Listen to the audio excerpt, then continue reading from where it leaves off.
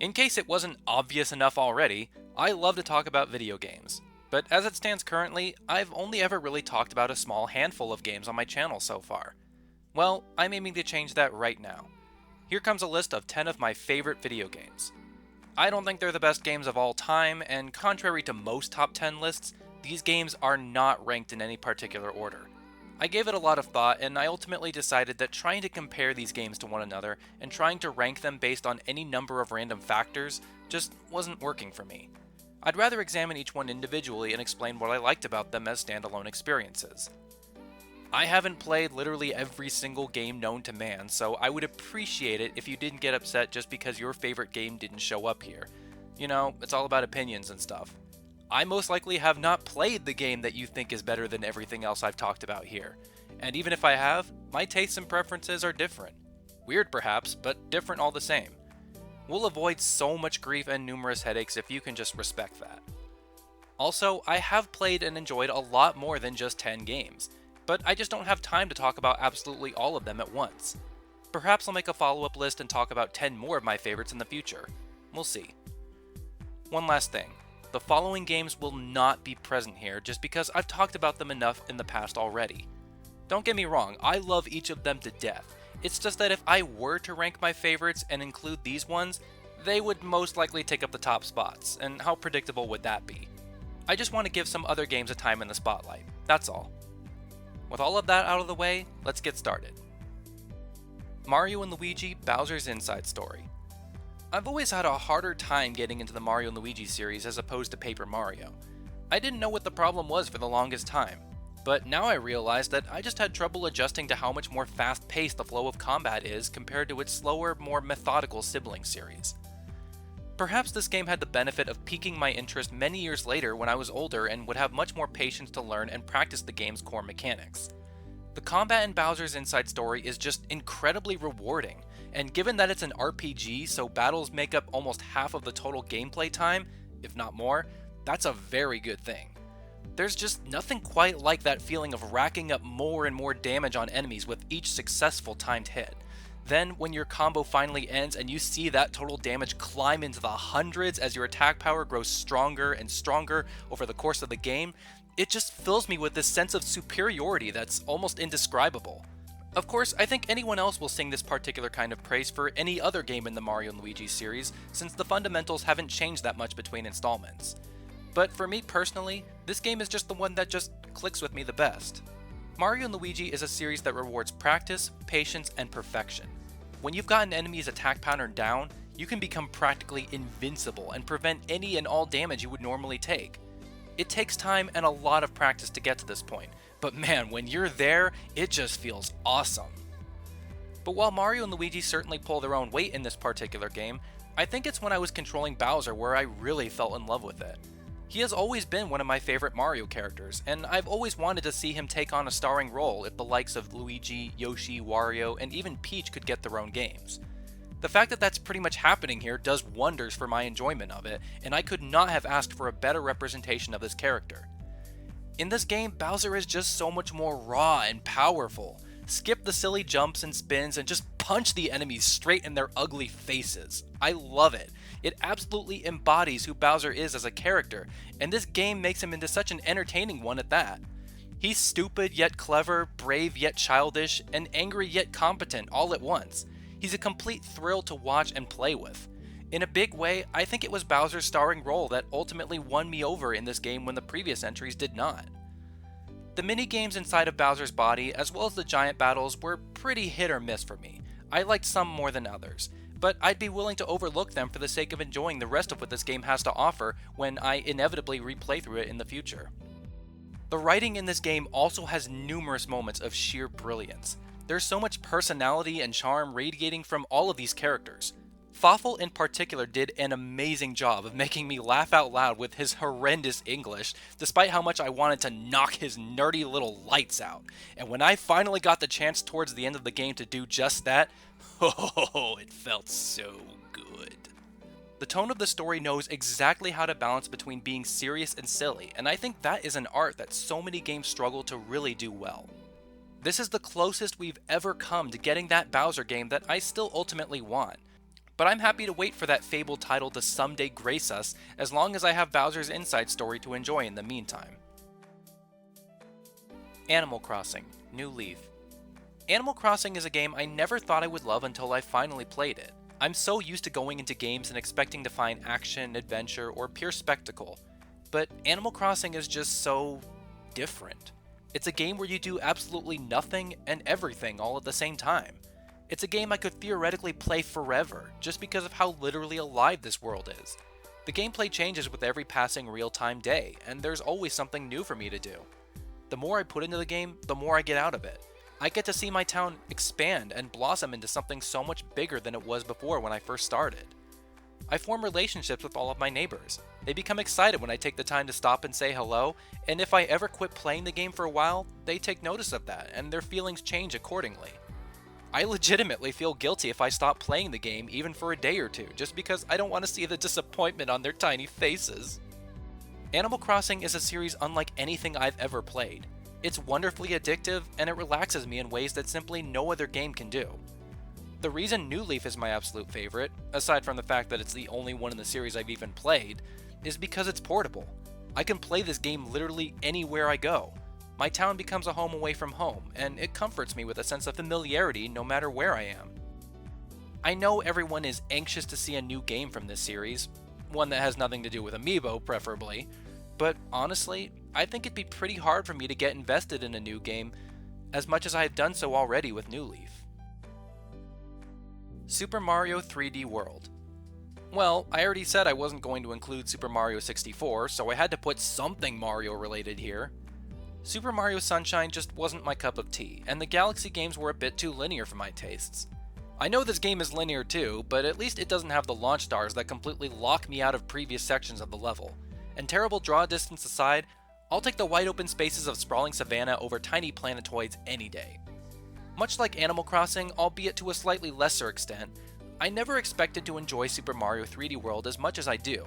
There's just enough here for me to see and do while on my way to the flagpole that I never feel like the game is holding my hand or telling me where to go.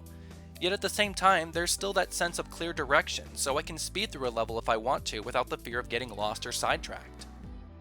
The additional playable characters are a definite highlight. Each one of them has their own individual strengths, which make me approach levels in slightly different ways when I'm clearing them as each one. This game has some of the most refreshing and interesting level design that this franchise has seen in years, and that's saying something considering how badly it has had the new Super Mario Bros. Syndrome influencing its level design for much too long as it is. I think the Catsuit and Double Cherry are wonderful new power-ups, and I seriously hope the Wii U's failure will not mean that we've seen the last of them. As for the soundtrack, well, it's easily becoming one of my favorite video game soundtracks of all time. Please don't ever abandon all of this newfound style you have here, Nintendo. It only adds to the charm of Mario as a series as far as I'm concerned. And if you ever wanted to sell this soundtrack for download or digital streaming, I would buy some of these tracks 10 times over.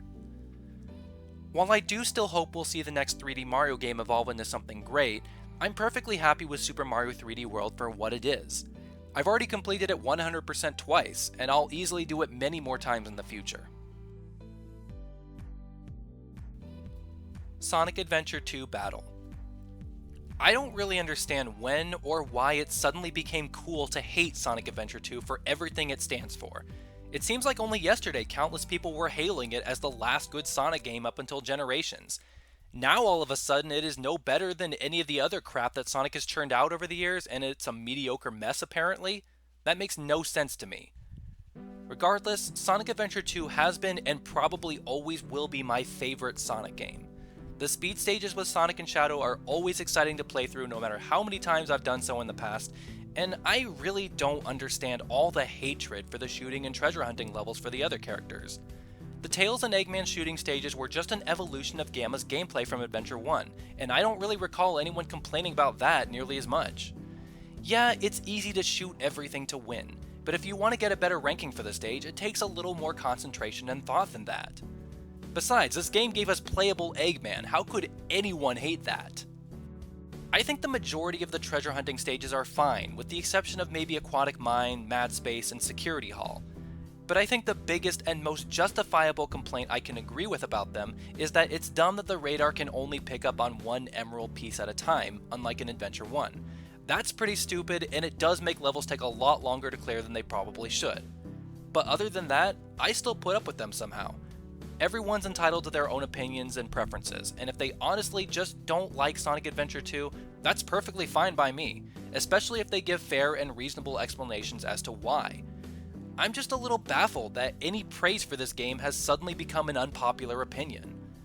I genuinely like the variety in gameplay styles, the two perspectives to the overall story, and I honestly kind of wish Shadow stayed dead after this game because it portrayed him as such a well-developed and great character that I think he would have been more fondly remembered now if his appearances in Sonic Heroes, or the entirety of Shadow the Hedgehog's existence for that matter, never happened.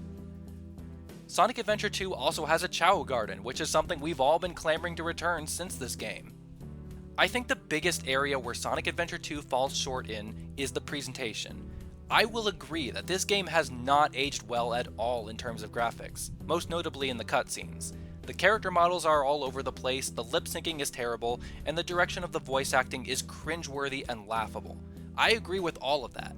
But hey, all the more reason this game could benefit from an HD remake, right? I guess now I'll probably be crucified for saying I like Sonic Adventure 2 at all. But hey, I can't help it. I still enjoy it just as much today as I did years ago, despite its flaws. Infamous 2. What? This is not a Nintendo game. I know, shocking, isn't it? You know, because he has electric powers. I'm sorry. So remember back in 2011 when the PlayStation Network got hacked, and to make up for it, Sony was releasing a bunch of games for a free download? Well, that's how I played the original Infamous. I didn't know what I was getting into back then, but hey, it was free. And I guess it was meant to be since I ended up loving it. It was my first sandbox-style game, and I really enjoyed the freedom of navigating the huge environment, scaling buildings, grinding on rails, shooting bolts of lightning from my fingertips, and gliding through the air. It was great. I also really liked the presentation with the comic book style cutscenes. But now, I love the sequel even more. I feel that almost everything the original Infamous did right, the sequel did even better. I like New Marais as a more vibrant city to explore. It just had more life and personality in it than the dull and grey Empire City of the first game. The AMP made for more engaging melee combat than just punching and kicking people. All of the awesome powers returned from the first game, and there were even more new elemental abilities to play around with. And best of all, Infamous 2 did not bring back that stupid stunt list from the first game. Seriously, fuck doing those. The controls felt smoother and more polished overall as well, and I may be in the minority, but I actually preferred the voice of Cole in Infamous 2 over the original. I don't know, I think Eric Layden just gave Cole slightly more personality and made him sound less gruff and generic in tone. The comic book cutscenes returned, but they were now accompanied by more natural-looking motion-captured in-game cutscenes as well, and they added to a much more interesting story than the first game in my opinion. That's not to say that the first game's story was bad, but I just like this one so much better. I felt that there was much more natural character development going on here for the main characters, and the moral decisions had higher stakes than ever before. It kind of sucks that we might never see Cole return to this series in a new installment, but I greatly enjoyed my time with Infamous 2. Sly 2: Band of Thieves. Truth be told, Sly Cooper was my very first foray into the Sony side of gaming with the HD collection on PS3, and I have absolutely no regrets about taking that plunge. Even though I don't think any of the games in the Sly Cooper franchise are bad, except maybe the third one, that one was pretty weak, Sly 2 is easily my favorite. It drastically changed the gameplay formula from the linear structure of the first game by introducing a hub world with missions and multiple playable characters.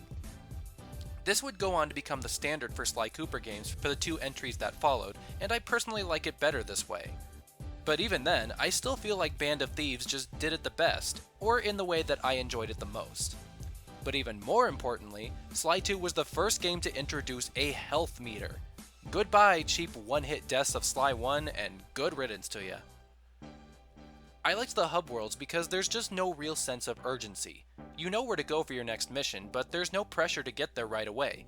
You can take your time and look around, explore, find some money or hidden collectibles, and even when you are ready to tackle the next job, getting there was never boring because it was never really a straight shot. You had to approach the world with a certain degree of stealth to avoid the patrolling guards below. It wasn't as complex as something like Metal Gear Solid, of course, but it did help that these worlds felt more populated and dangerous. Sly 2 was the first game to introduce Murray and Bentley as fully playable characters, and they're awesome characters at that with their own unique abilities.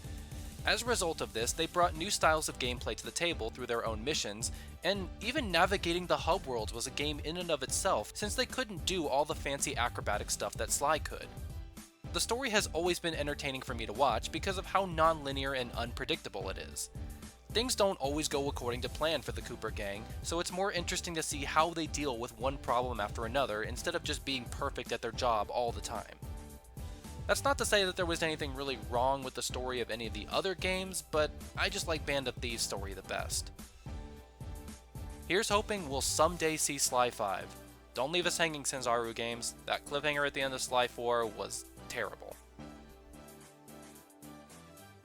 Metal Gear Solid 3 Snake Eater. Alright, show of hands. Who got into the Metal Gear Solid series just because Snake was in Brawl? Sure hope it wasn't just me.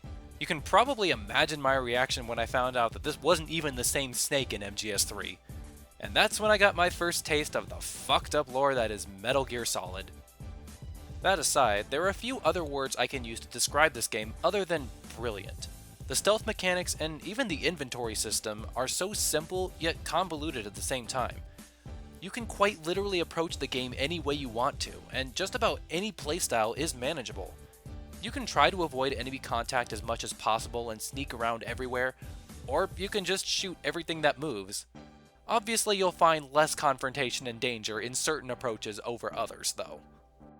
The game aggressively demands multiple playthroughs in order to either experiment with your other options or to perfect your strategies in order to earn the best possible rewards on the higher difficulties. I know this adaptable gameplay is something that almost all of the Metal Gear Solid games are praised for, but my enjoyment came primarily from Snake Eater. Everything from the multiple ways of fighting the end to escaping the prison cell in Grozny Grad, and I love that the encounter with the Sorrow can be easy or difficult depending on how many soldiers you've killed over the course of the game up until that point. This game is simply Kojima magic at its finest, and I adore it for that. There are new secrets I'm discovering about it all the time. Seriously, Kojima's a mad genius, and MGS3 is a shining example of that. The story has a lot of political intrigue and social commentary to it, but whether or not I actually care about any of that stuff depends on the mood I'm in when I'm playing the game. But my god, that ending boss fight against the boss, it was just everything it should have been and then some. Easily one of the best final bosses in any video game. I know I tend to say that a lot of games are pure art forms, but I think Metal Gear Solid 3 is just one of those examples where a lot more people are just inclined to agree. If you could only play one Metal Gear Solid game in your lifetime, I cannot recommend this one anywhere near enough. It's polished, it's clever, it's tragic, it's thought-provoking, and it's a damn good game and or movie above all else. The Last of Us. I know very well that this game is pretty divisive with people about whether or not it's as good as everyone says it is. But I'd be lying if I said I really cared about that anymore. I love this game despite what anyone else thinks, and that's that. I know the gameplay is nothing absolutely innovative for the third-person shooter genre. It tries some interesting things with the weapon durability and the scarcity of ammo, but it's nothing that hasn't really been seen before.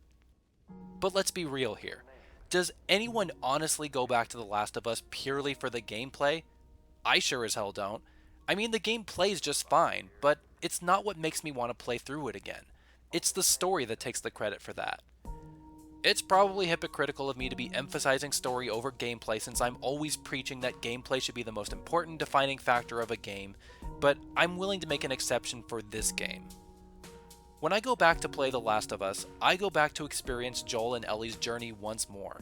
I love how they went from not wanting anything to do with each other to gradually relying on one another and letting their companionship influence the choices they ultimately make. I know the post-apocalyptic story has been done to death by now, but I enjoy this game's take on it. I love how the enemies aren't just generic zombies. Their designs and behavior patterns just add to the thrills of each and every setting in this game. The same cannot exactly be said about the human enemies though. They're as heartless and generic as they come for this type of story. But the way I see it, that just makes me want to bash their heads into the wall that much more. It doesn't even matter to me that I know how the story ends or that I can see every twist and turn the game takes now. That's because it's how the game does it that pleases me. The writing, the motion capture done for the character models, the voice work, the music, the set pieces, this game is beautifully put together. And even if you weren't as delighted by the story as I was, you have to hand it to Naughty Dog for giving us an ending that is so open to interpretation and sparks so much discussion amongst the community that it will allow the game to live on for that much longer than the campaign or multiplayer ever could let it do. Joel and Ellie's story may be over, but I do still hope that we will see a Last of Us 2 one day, just because I would love to see what other stories could be told in this universe. The Legend of Zelda Twilight Princess HD. For some reason, the Legend of Zelda series is one I've always had a hard time getting into. The games just never seem to really click with me, and yet Twilight Princess finally did, even if it took 3 separate attempts. To put it quite simply, Twilight Princess is one of my favorite games because it just brought the gameplay of the Zelda franchise to me in a way that appealed to me when the other titles didn't. I don't really know for sure why that is though. It could be that I appreciate the setting and tone of the story for being noticeably darker, without being edgy, than the other Zelda games. Or maybe it was the way that the gamepad made managing inventory, as well as all of Link's other abilities, incredibly simple and quick. All I do know is, when I played Twilight Princess HD, I finally got it. I finally saw what was so fun and so timeless about this franchise. I just felt compelled to see this adventure through to the end. Yes, the beginning in the village is pretty slow, and gathering the Tears of Light is pretty much a chore. But once I got past all of that, the game just opened up and I saw how much more it has to offer. Even aside from questing to save Hyrule, there are all sorts of mini-games and secrets that I haven't even tried out yet after my first playthrough. I'm by no means saying Twilight Princess is the best Zelda game. And maybe it isn't fair to call it my favorite since it's the only one I've actually devoted any real time to. But even so, it left an impact on me that so many other games have not, or at least not in quite the same way. Series veterans might find fault in this game compared to other Zelda installments, but I'm not a series veteran, so I don't see any of those faults. At least not yet anyways. All I see is a game with more exploration space than I'll ever know what to do with, a touching and beautiful story, devilish puzzles in the level design, exhilarating combat, and one of the best companions I think Link has ever had. The Legend of Zelda series is timeless, and I finally see why. Twilight Princess is such a wonderfully crafted game. It stands out to me so much more in comparison to other games I have played, and I can easily call it one of my new favorites. Splatoon. It's pretty sad how ready Nintendo is to kill off the Wii U. It had potential despite its laundry list of problems that the system ultimately could not remedy. But I think the one title that the Wii U will always be remembered fondly for is Splatoon. What the level design in Super Mario 3D World did for the Mario franchise, I feel Splatoon did for Nintendo as a whole, and it should be welcomed with open arms as a permanent part of the Nintendo family. It delivered in an age when fans were asking for something new and exciting that wasn't from a tired-out franchise. Splatoon brought back that pure Nintendo magic I think we've been craving for years. It's colorful, it's oozing with style and charm, it pulls a 180 on the third-person shooter genre, and it stands as proof that Nintendo games can have great online if this company would quit living in the past and put a little more effort into it. Splatoon is a game any and every Wii U owner simply must try just because of how ambitious and brimming with personality it is. It fits very nicely in that mold of easy to play yet hard to master with its emphasis on pacifistic warfare, all in the name of unleashing your inner painter, and calling it addictive is an understatement. The online play is as smooth as butter the majority of the time, and it's got an enjoyable single-player campaign with one of the best final bosses that gaming has seen in recent years. The only thing holding Splatoon back in my eyes is the lack of true split-screen multiplayer, because when the servers for this game are inevitably one day shut down, and seeing as how quickly Nintendo is trying to bury the Wii U, that day might be coming a bit sooner than we'd all like, this game will lose its biggest selling factor. But if the rumors are true and this game does get ported to NX, that'd be pretty sweet. But more than anything, I'm hoping that this game's overwhelming success means that we will see a full-fledged sequel before too long. Splatoon is a game that I hope will never be forgotten about easily, because I sure as hell will not be forgetting about it anytime soon. So, those are 10 of my favorite games. Again, I've obviously played a lot more games out there than just the ones I've discussed here, so I could very well do a follow-up list in the future. What are some of your favorite games? Feel free to share in the comments below. Thanks for watching. This has been Brawlmaster012, signing off.